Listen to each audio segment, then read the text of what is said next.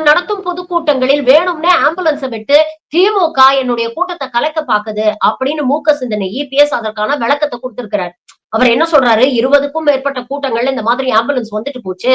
அதனாலதான் நான் எச்சரித்தேன்.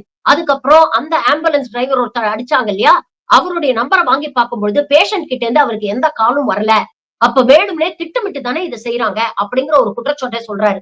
இபிஎஸ்க்கு என்ன சொல்லி புரிய வைக்கிறதுனே தெரியல. 108 ஆம்புலன்ஸ் சர்வீஸ் அப்படிங்கிறது ஒரு சென்ட்ரலைஸ்டு சர்வீஸ். 108 அப்படிங்கிறது ஒரு டோல் ஃப்ரீ நம்பர். ஒரு பேஷண்ட் அந்த நம்பருக்கு போன் பண்ணாங்கன்னா அவங்களுடைய அட்ரஸ ஜிபிஎஸ் மூலமா ட்ராக் பண்ணி அந்த பேஷண்ட் டீடைல்ஸ் பிளஸ் கான்டாக்ட் நம்பரை ஆம்புலன்ஸ் டிரைவருக்கு கொடுக்க மாட்டாங்க.